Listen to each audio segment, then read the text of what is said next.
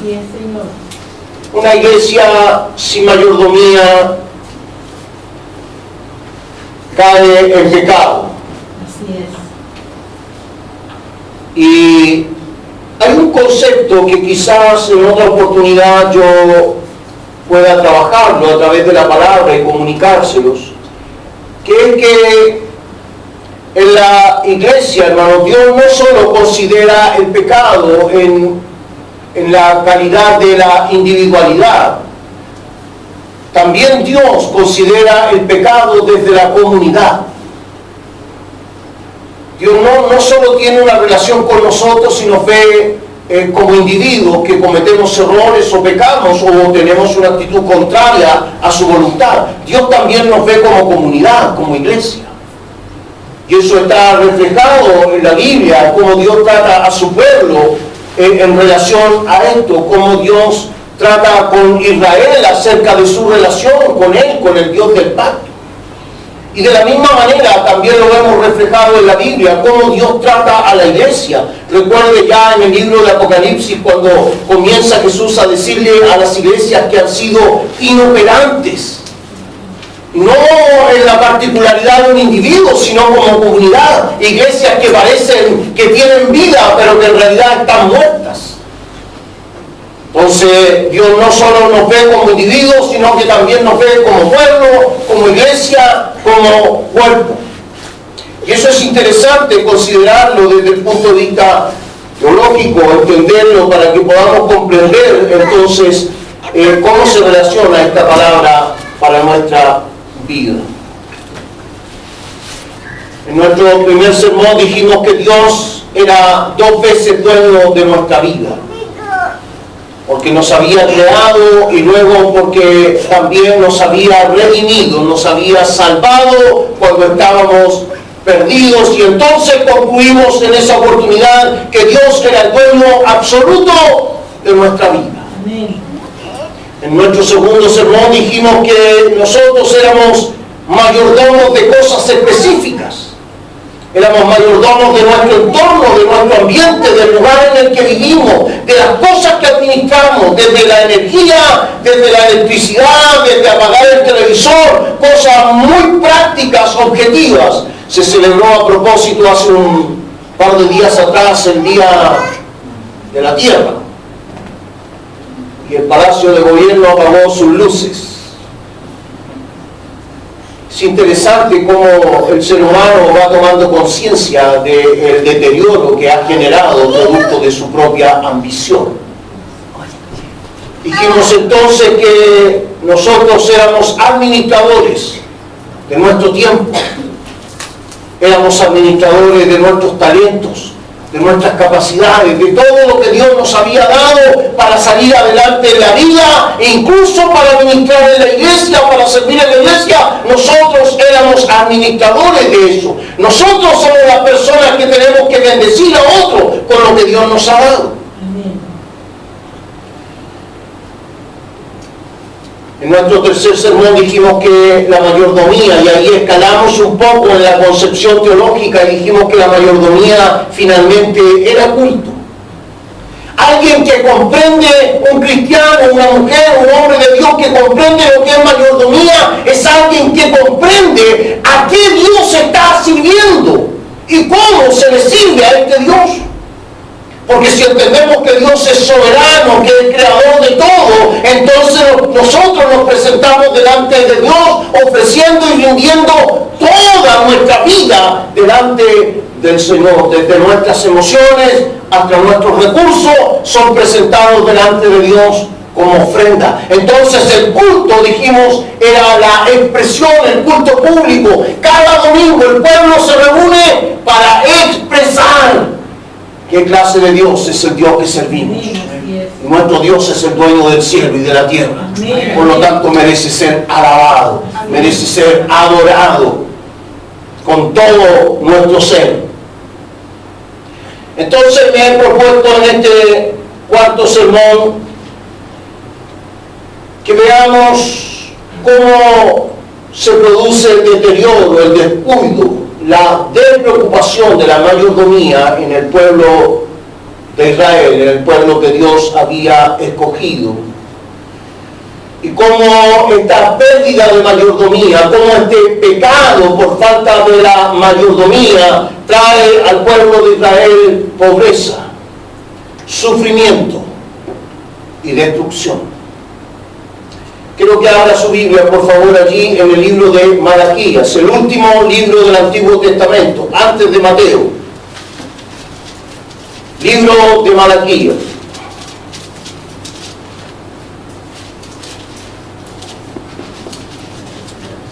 Tuve la oportunidad hace unas semanas atrás compartir esta reflexión con los ministros de esta congregación. Malaquías, capítulo 1, verso 10.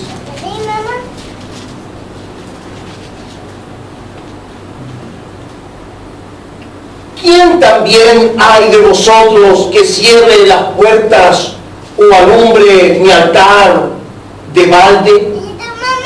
Yo no tengo complacencia en vosotros, dice Jehová de los ejércitos, ni de vuestra mano aceptaré ofrenda. Bendito Señor. Esta tarde, Señor, como cada domingo, hemos venido, Señor, para ofrecer culto en tu presencia. Y hemos preparado nuestra vida, Señor, hemos preparado nuestro corazón, hemos preparado nuestra mente por medio de la alabanza, Señor, a través de la administración de los que ministran, Señor, las canciones en nuestra iglesia. Hemos preparado nuestros sentidos, Señor, para orientarlos, para sintonizarlos contigo, Señor, para que tú puedas hablar a nuestra vida. Señor, en nuestra liturgia, en nuestro culto, Señor, nosotros ofrecemos alabanza, ofrecemos adoración, porque, Señor, estamos interesados en que nuestra vida pueda sintonizarse con tu propósito, con tu voluntad, y que tú puedas hablar en nuestro corazón. Tú siempre hablas, Señor, pero nosotros no siempre escuchamos. Por eso te pido, Señor, esta tarde que tu palabra, Señor, misericordiosa, vuelva a hablar a nuestra vida otra vez. Señor, estaremos atentos a lo que tú quieres decirnos. Hemos aprendido, Señor, a lo largo de esta semana, Dios, que tú tienes, Señor, un propósito, una voluntad, un plan. Señor, quieres comunicarla a nuestra vida. Señor, estaremos atentos para escucharte. Señor, este pequeño pueblo, Señor, se ha juntado hoy para manifestar su interés en escucharte, Señor. Gracias te damos por tu palabra en el nombre de Jesús. Amén. Malaquías es uno de los profetas que tiene el deber, la obligación de comunicar el mensaje de Dios al pueblo de Israel. Un pueblo que, a pesar de la relación que Dios había tratado de tener con él, un pueblo que, a pesar de todo lo que Dios le había revelado, era un pueblo que le costaba entender esta relación, le costaba comprender esta relación con Dios. Dios nos había elegido, hermanos, a Israel. Dios nos había elegido para que fuera un pueblo capaz de trascender a todas las naciones de la tierra.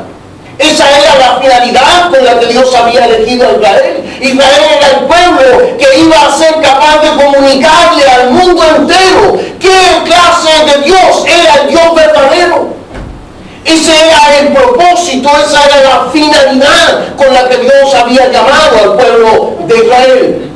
Pero este pueblo no lo entiende, este pueblo no lo comprende, este pueblo no logra entender la voluntad de Dios.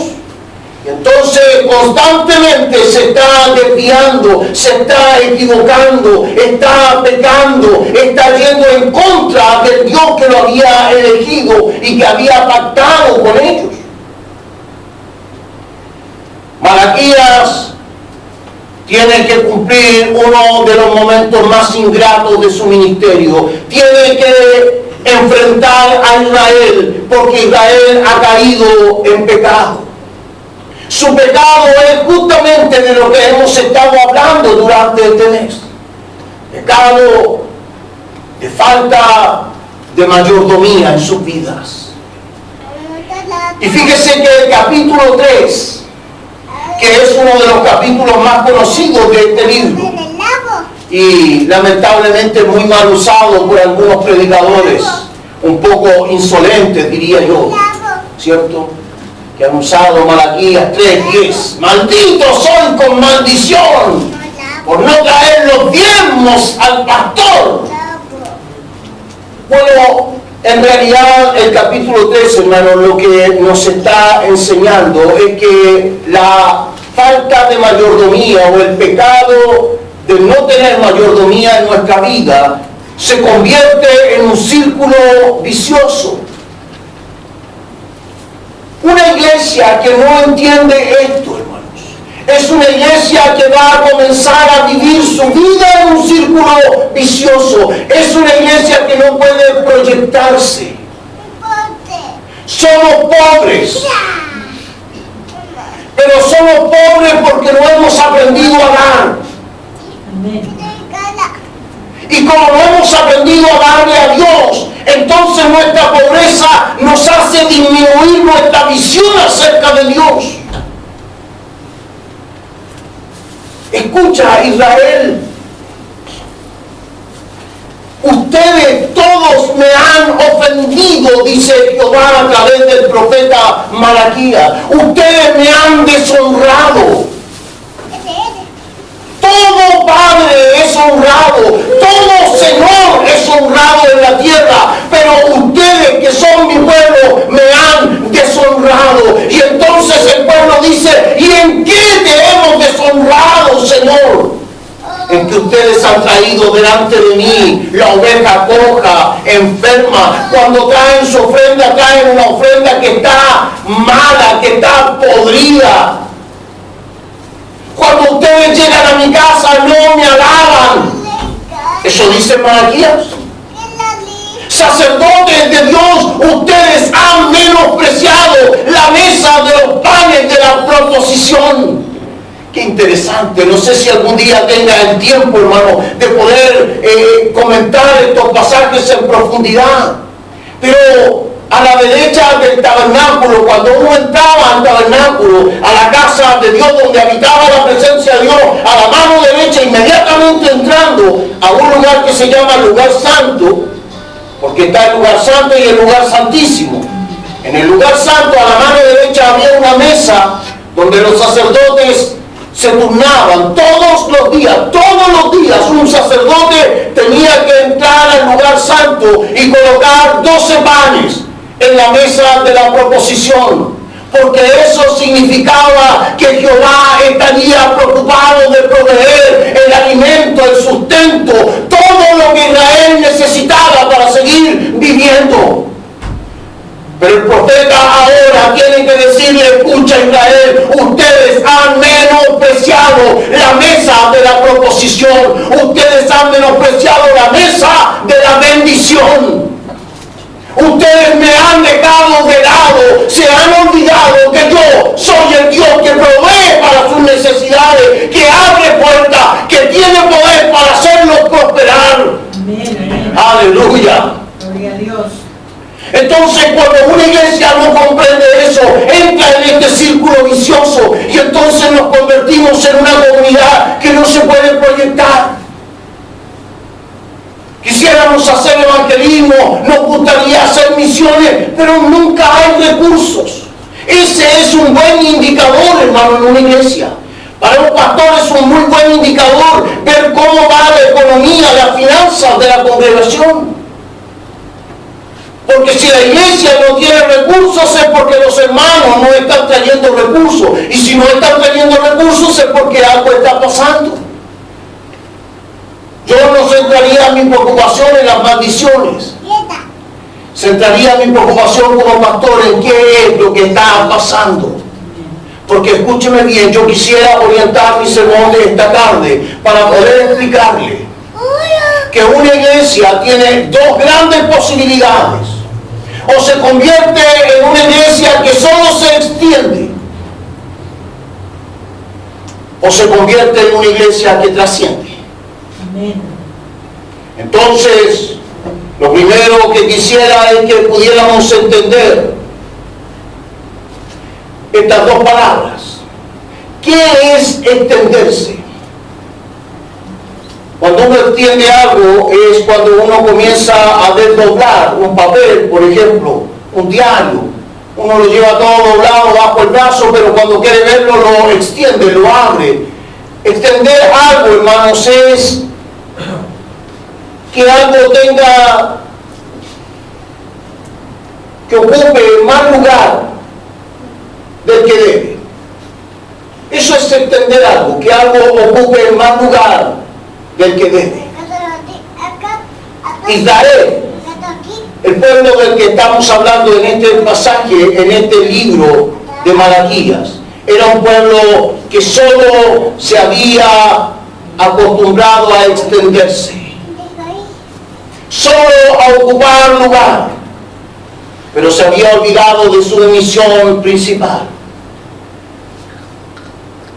Lo otro que quisiera que retenga en su mente para poder comprender este mensaje hoy, lo que significa trascender. Trascender es algo que tiene consecuencias más allá de su medio natural. Trascender es tener consecuencias más allá de un medio natural. Nuestro medio natural como iglesia es traer personas para que conozcan a Cristo. Ese es nuestro medio natural, eso es lo básico de nuestra vida como iglesia. Pero déjeme decirle algo, podemos convertirnos en una iglesia que trascienda. Podemos convertirnos en una iglesia que vaya más allá simplemente de traer personas para que conozcan a Cristo. Una comunidad que comprende lo que es mayordomía se puede convertir en una comunidad que trascienda. Y podemos llegar a tener, hermanos, misiones. Podemos llegar a ser capaces de financiar un comedor para niños que no tengan recursos. Podemos llegar a ser capaces de tener una escuela. Podemos llegar a ser capaces, hermanos, de sostener a ministros en otro lugar de nuestro país. Podríamos ser capaces de muchas cosas si entendemos lo que significa mayordomía. Porque una iglesia que comprende esto es una iglesia, hermano, que está llamada a trascender. Ese es el problema del pueblo de Israel, que no entendió que Dios lo había elegido para trascender y no solamente para extenderse.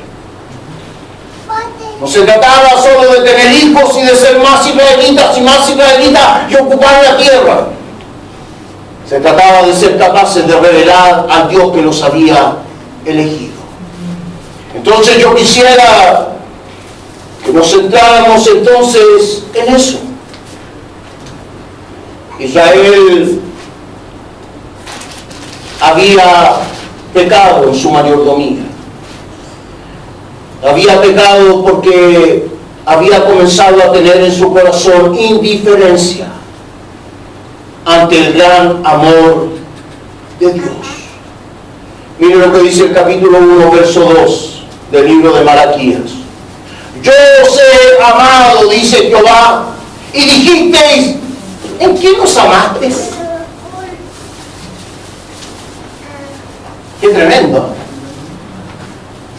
El pueblo tiene la actitud de rechazo. El pueblo tiene indiferencia. El pueblo de Israel no es capaz de valorar el amor que Dios había tenido por ellos. Cuando comencé mi serie de sermones acerca de mayordomía, dije que lo primero que debíamos entender era que la mayordomía significaba servicio a Dios, significaba entender que era el Señor, nuestro Dios, el que nos había llamado, nos había escogido, nos había redimido, y en nosotros debe cultivarse diariamente ese amor por ese Dios que quiso salvarnos por misericordia.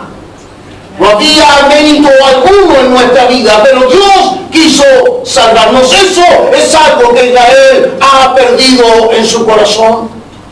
Cuando Malaquías profetiza, han transcurrido solo 100 años de su cautiverio.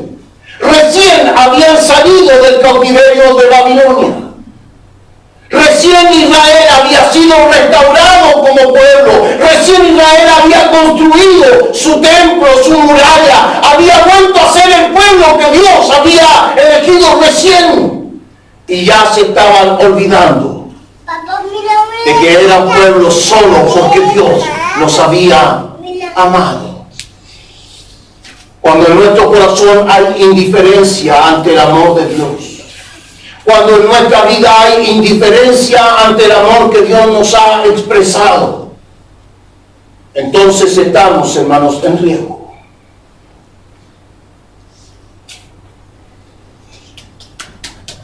Otro pecado de Israel en su mayordomía, su laxitud. Algo laxo, hermano, es algo que se puede doblar con facilidad, que puede tomar cualquier forma. Es como esa plasticina que usan los niños para hacer figuras. Eso es algo laxo. Israel había comenzado a tener una laxitud en cuanto a su culto. Había comenzado a tener un relajo en cuanto a su adoración. Un relajo tan grande, hermano, que había llegado a la degradación del culto. Vean por favor allí en el verso 6 en adelante del capítulo 1 de Malaquías. Malaquías capítulo 1, verso 6 en adelante. El hijo honra al padre y el siervo a su señor. Si pues soy yo padre, ¿dónde está mi honra? Si soy señor, ¿dónde está mi temor? Dice Jehová de los ejércitos a vosotros, oh sacerdotes que menospreciáis mi nombre, y decid, ¿en qué hemos menospreciado tu nombre? En que ofrecéis sobre mi altar pan inmundo. Y dijiste, ¿en qué te hemos deshonrado? En que pensáis que la mesa de Jehová es despreciable. Y cuando ofrecéis el animal ciego para el sacrificio, ¿no es malo? Asimismo, cuando ofrecéis lo poco o el enfermo, ¿no es malo? Presentadlo pues a tu príncipe, ¿acaso se agradará de ti y le serás acepto? Dice Jehová de los ejércitos. La laxitud, cuando empezamos a relajarnos, cuando esa actitud en nuestra vida de que, bueno, sí, tengo que ofrecer culto al Señor, pero empezamos a volvernos laxos, empezamos a tomar cualquier forma y total, da lo mismo. Empezamos a rebajar, hermanos, el valor de nuestro Dios. Empezamos a tomar actitudes acomodadas a nuestro beneficio. La comunidad Casa de Gracia tiene que aprender. Cuando se trata de adorar a nuestro Dios, cuando se trata de servir a nuestro Dios, cuando se trata de honrar a nuestro Dios, nuestra actitud debe ser la actitud correcta. Si queremos convertirnos en una comunidad que trascienda, si queremos convertirnos en una comunidad que bendiga la vida de otras personas, si queremos convertirnos en una iglesia, hermano, que sea capaz de trascender, que sea capaz de bendecir la comunidad en la que estamos, el barrio en el que estamos, la ciudad en la que estamos, si queremos ser capaces de bendecir otros lugares con predicación, con palabra, con evangelización, hermano, tenemos que ser capaces de mejorar nuestra actitud. No podemos ser laxos en esto, hermano. No podemos ser, ¿qué no importa? Lo hago mañana. No, el próximo culto lo voy a hacer mejor. No, hermano, tenemos que mejorar nuestra actitud, tenemos que mejorar nuestro culto al Señor, tenemos que mejorar nuestra devoción a nuestro Dios. Esto Israel había pecado. Ya daba lo mismo. La clase de ofrenda, hermano, que traían delante del Señor, daba lo mismo.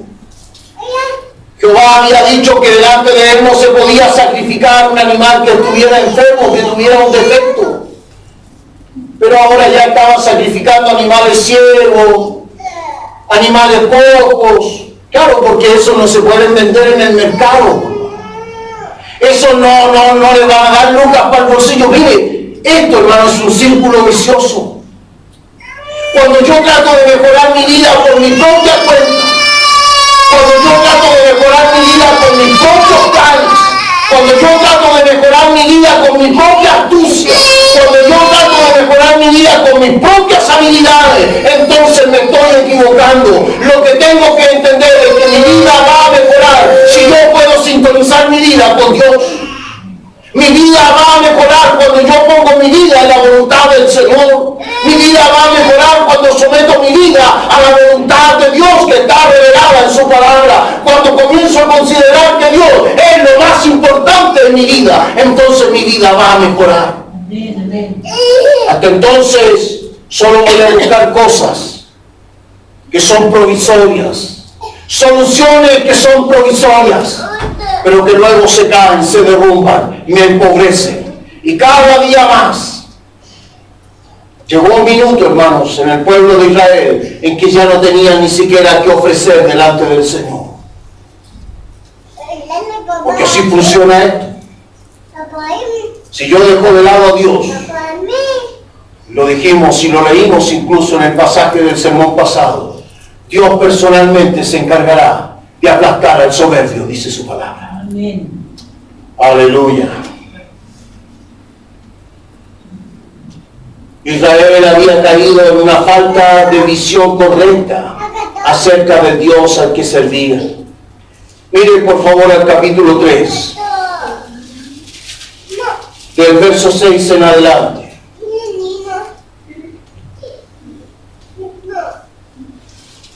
Porque yo, Jehová, no cambio. Por esto, hijos de Jacob, no habéis sido consumidos. Desde los días de vuestros padres os habéis apartado de mis leyes y no las guardasteis. Volveos a mí y yo me volveré a vosotros, ha dicho Jehová de los ejércitos. Mas dijiste, ¿en qué hemos de volvernos?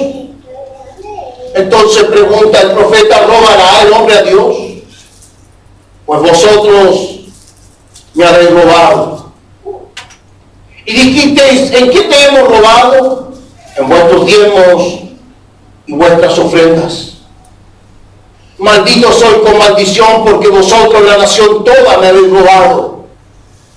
Traed todos los diezmos al alfolí, y haya alimento en mi casa, y probadme ahora en esto, dice Jehová de los ejércitos, si no abriré las ventanas de los cielos y derramaré sobre vosotros bendiciones hasta que sobreabunde.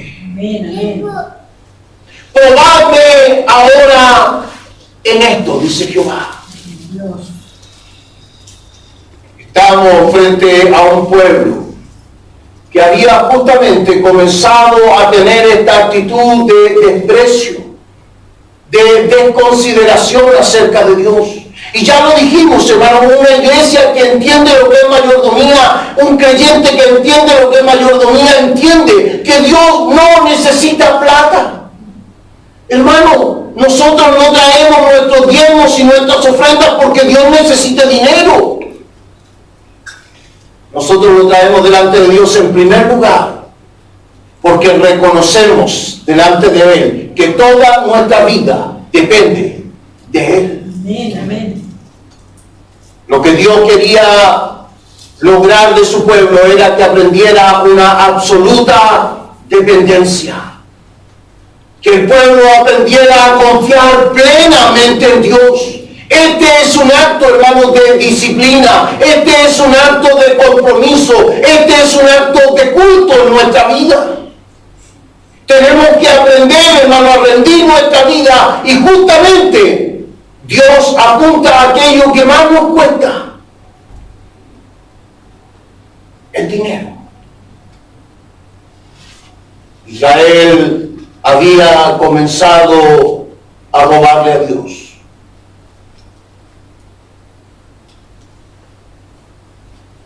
Yo sé, hermanos, yo sé que esto es un tema tremendamente sensible. Yo sé que hay iglesias donde ha habido una mala administración. Yo reconozco, hermanos, que hay gente que ha lucrado con el dinero que los hermanos ofrendan. Yo reconozco que hay congregaciones donde hay pastores que se han enriquecido a costa del dinero que las personas traen. Pero déjeme decirle algo, yo sé que eso está mal, eso es pecado, no debieron haberlo hecho, pero Comunidad Casa de Gracia es una comunidad que administra de forma transparente, de forma clara, porque queremos honrar a Dios, porque queremos bendecir a Dios también con nuestra administración. Pero si usted no entiende que la única forma, que el gran compromiso, que la gran prueba, por decirlo de alguna manera, de nuestra vida es ser capaz de honrar a Dios con nuestros bienes. No nos vamos a convertir en una comunidad trascendente solo porque damos dinero. Nos vamos a convertir en una comunidad trascendente porque rendimos nuestra vida delante de Dios aún en aquello que más nos cuesta. Cuando una iglesia aprende a dar, hermano, es una iglesia que aprende a evangelizar. Cuando una iglesia aprende a dar, es una iglesia que está financiando el desarrollo de la obra de Dios en este mundo.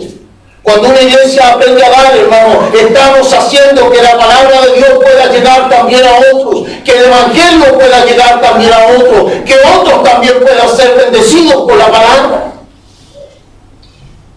Que pueda la iglesia generar programas que puedan bendecir a otras personas.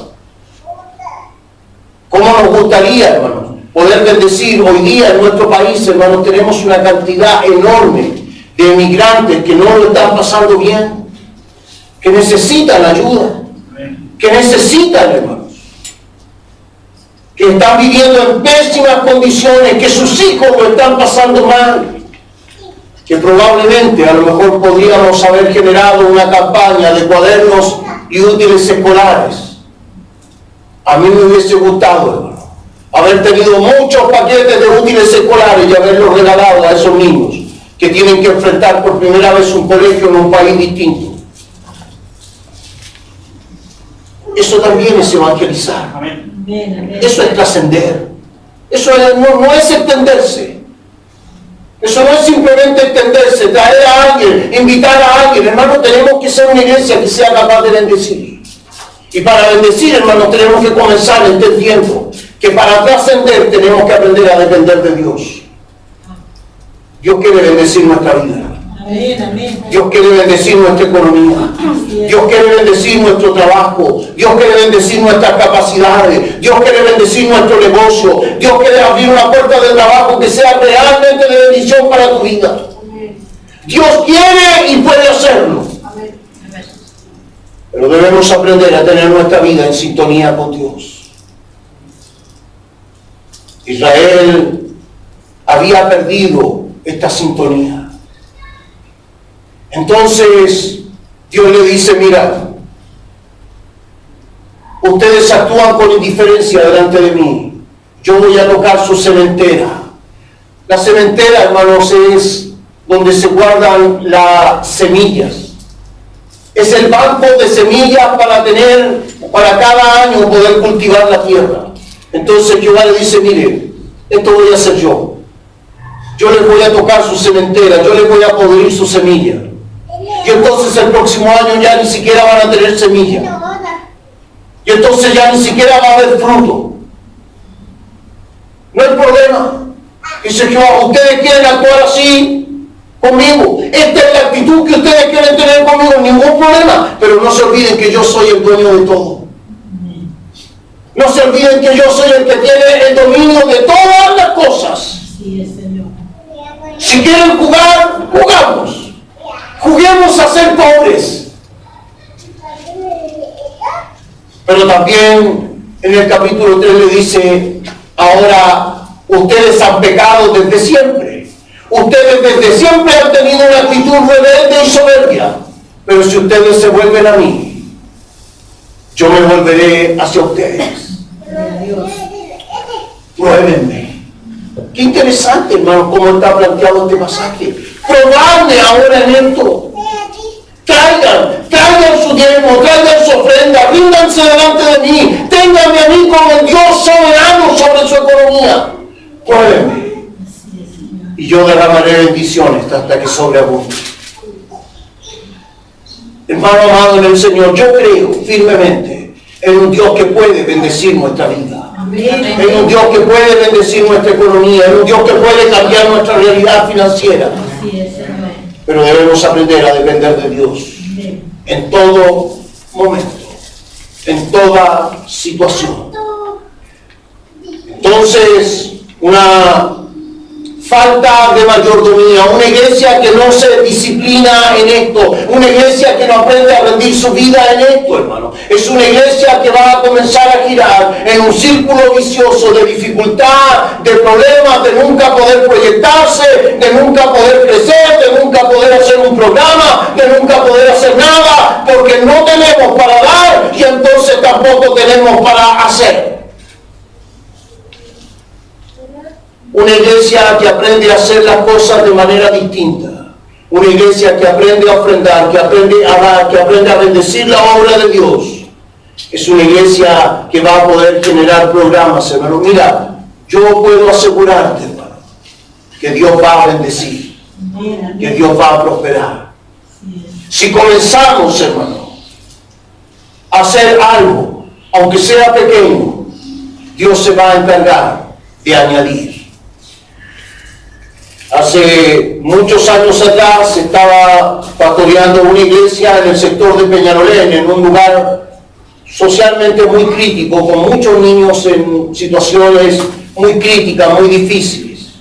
Y un miembro de la congregación me planteó que hiciéramos desayunos para niños, que comenzáramos a darle una leche, un sándwich, porque había mucha necesidad en ese lugar. Y era una iglesia pequeña, hermanos. Cuando tomamos la decisión de hacer esto, éramos 30 personas. Y comenzamos a hacerlo, hermanos. Resultó que al cabo de un par de meses habían más de 50 niños viniendo a tomar desayuno. Niños a los que los reforzaban con sus tareas, con sus estudios, regalaban útiles a los que no tenían, trataban de regalarles lo que necesitaban. La iglesia comenzó a subir y al cabo de un par de años, hermanos, de pronto nos dimos cuenta que nuestra economía, las finanzas de nuestra iglesia habían aumentado sustancialmente. Y estábamos financiando un programa de alimentar durante la mañana a niños, hermanos, todos los días. Y teníamos financiamiento para hacerlo, para sostener eso, siendo una iglesia pequeña.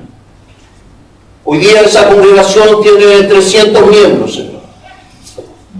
Un lugar propio donde caben más de 500 personas. Una iglesia en un lugar muy pobre, hermano, tremendamente bendecida. Dios puede hacerlo. Dios puede hacerlo. Necesitamos aprender esto. Dios puede aportar, hermano, recursos en nuestra vida. Dios puede traer, Dios puede añadir, Dios puede sacar de donde no hay. Él es Dios todopoderoso. Tenemos que aprender a tener esta relación con Dios. Y esta relación parte en nuestro culto, parte en la administración de nuestros recursos, parte de nuestra relación con Dios, en nuestra relación con la comunidad, con la iglesia. Hermano, mire, estamos atados de manos. A mí me preocupa, por ejemplo, tremendamente que el caso de la familia, por ejemplo, de nuestro hermano Juan, sus padres. Nosotros no podemos bendecirles, hermanos, con un culto en ese lugar, cuando eran planes que teníamos, por el costo que significa para nosotros. Mandar a alguien a ese lugar significa un costo de sobre 15,000 pesos. Y eso se podría hacer una vez a la semana. Pero es un costo extra, hermano, que no hay. Son recursos que no tenemos. Entonces, ¿cómo bendecir a otros? Aprendiendo a tener sintonía con Dios. ¿Cómo convertirnos en una iglesia que trascienda, en una iglesia que pueda bendecir vidas, que pueda bendecir a otros? Que gente al venir a este lugar se pueda sentir realmente impactada por el poder de Dios, teniendo sintonía con el poder de Dios, con el propósito de Dios, con la voluntad de Dios. No podemos ser laxos en esto. Estoy empeñado como pastor y se lo manifesté a la gente del grupo administrativo de la iglesia en cambiar esta realidad en nuestra comunidad. Debemos, hermanos, cambiar esta realidad. Yo espero que usted se sume a cambiar esta realidad. No solo en el aspecto económico, también en nuestro culto, en nuestra adoración, en nuestra alabanza, hermano. Tenemos que convertirnos en una iglesia que trascienda, en una iglesia donde el poder de Dios se pueda sentir, en una iglesia donde gente venga, hermano, con necesidad y pueda ser suplido espiritualmente. Amén. Eso va a depender si nosotros estamos en sintonía con el Señor. Entonces yo quisiera animarle a través de esta palabra. No tener la actitud que tuvo Israel. Esta actitud indiferente, descuidada. Este desprecio por el amor de Dios. La trascendencia es tener resultados más allá de nuestro entorno natural. Hermano, nuestra vida puede tener resultados más allá de nuestro entorno.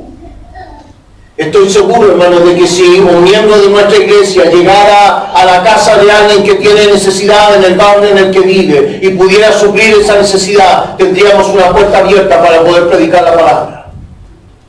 Y eso es lo que queremos.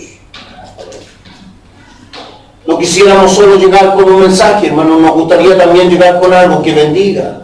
¿Cuántos de nuestros vecinos están pasándolo mal? ¿Cuánta gente, hermano, en nuestro barrio que está en dificultad, que está en problemas? A lo mejor si nosotros pudiéramos bendecirles, entonces también tendríamos la posibilidad de predicarles.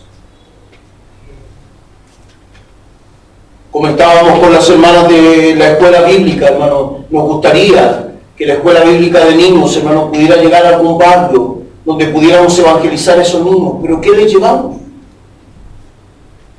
Eso depende de nosotros. Eso depende de que entendamos, hermano, que para convertirnos en una iglesia que trascienda, tenemos que estar en sintonía con la voluntad del Señor.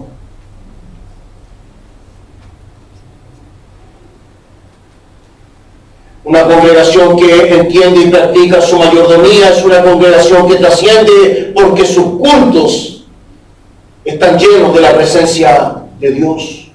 ¿Qué cree usted que va a pasar, hermano, si aprendemos a tener nuestra vida sometida al Señor?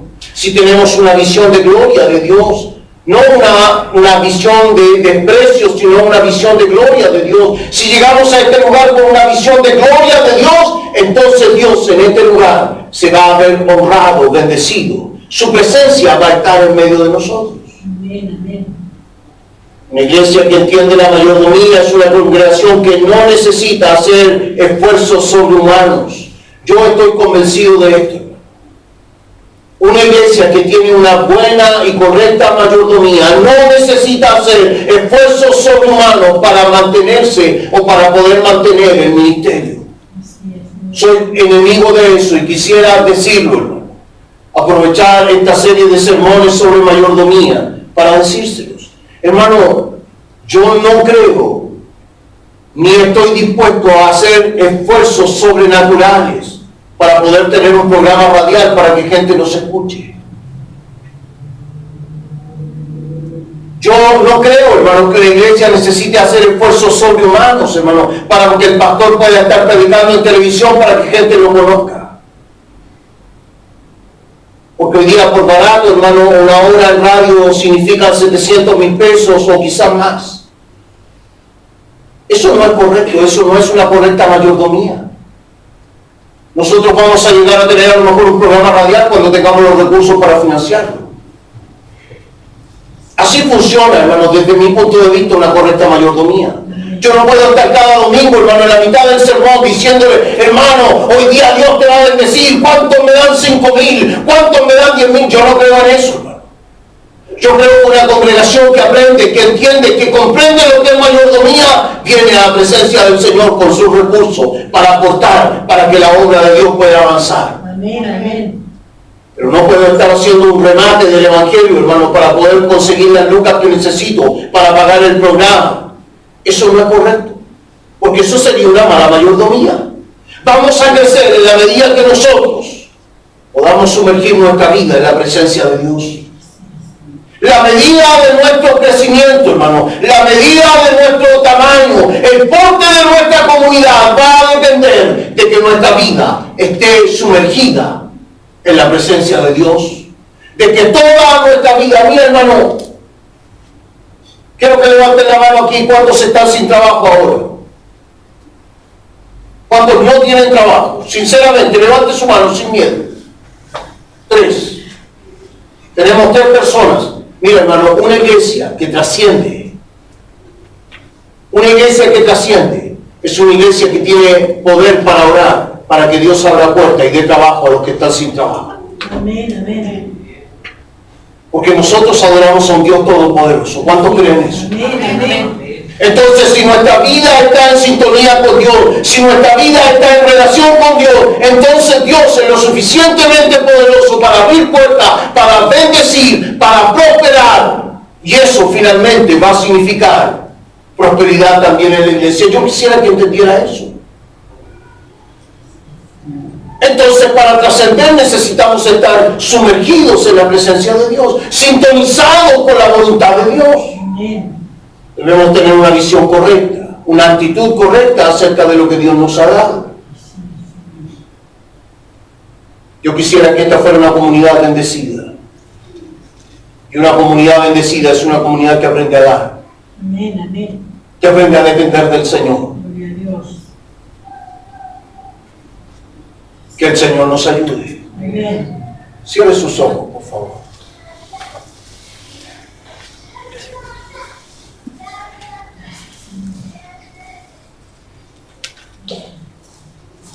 Todo lo que hay en nosotros es tuyo, Señor.